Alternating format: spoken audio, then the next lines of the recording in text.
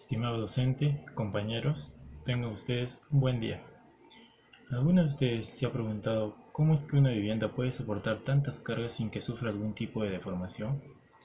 Según la ingeniería estructural, nos dice que para que las estructuras soporten su propio peso, cargas muertas, más las cargas ejercidas por el uso, cargas vivas, más las cargas que por eventos de la naturaleza, como los vientos, los sismos, nieve o la lluvia, debe haber un correcto diseño y cálculo en la parte estructural, para que no ocurra ningún tipo de flexión y torsión en la estructura.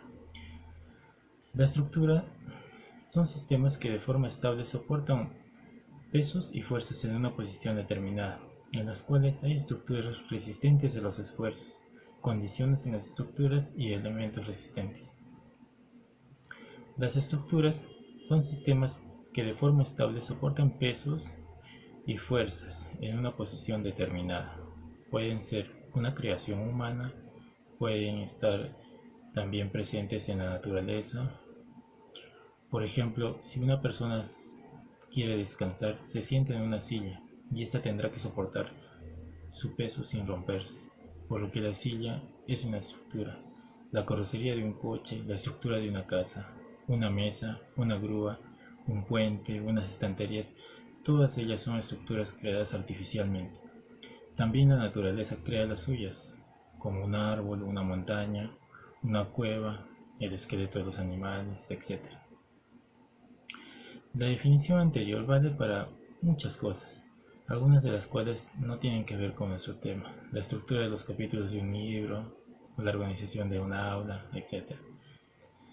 Para el tema que nos ocupa, las estructuras que nos interesan son las que tienen como misión resistir las fuerzas físicas a las que están sometidas. Pero además de las estructuras naturales, la humanidad desde sus orígenes ha creado estructuras artificiales para satisfacer sus necesidades. Son las que vamos a estudiar en este tema. Hablaremos de una estructura cuando se cumplan las siguientes condiciones: que esté formada por un conjunto de elementos simples unidos entre sí, que resista las fuerzas a las que está sometido sin destruirse, que conserve básicamente su forma bajo la acción de estas fuerzas. Constructivamente, existen una serie de elementos que van a aparecer en muchas de las estructuras que podemos estudiar. Vamos a explicar algunas de las existentes porque sí son varias. Cimientos. Se denominan cimientos o cimentación al conjunto de elementos estructurales cuya misión es transmitir las cargas de la edificación o elementos apoyados en este al suelo, distribuyéndolas de forma que no superen una serie de valores máximos del terreno de apoyo, debido a que la resistencia del suelo es generalmente menor de los pilares o los muros que soportará. El área de contacto entre el suelo y la cimentación será mucho más grande que los elementos soportados, excepto en suelos rocosos muy coherentes. Soportes. Son elementos verticales que soportan fundamentalmente esfuerzos a la compresión, aunque también parte de cortante, sobre todo en los elementos más esbeltos. Los pilares son habitualmente de hormigón armado, normalmente ejecutados in situ. Cuando el soporte es de madera, se denomina pie derecho, y se denomina columna aquel soporte de sección circular. Muro. Denominamos muro de carga o muro portante a las paredes de una edificación que posee función estructural, es decir, aquellas que soportan otros elementos estructurales del edificio, como arcos, bóvedas, vigas o viguetas de forjados o de la cubierta.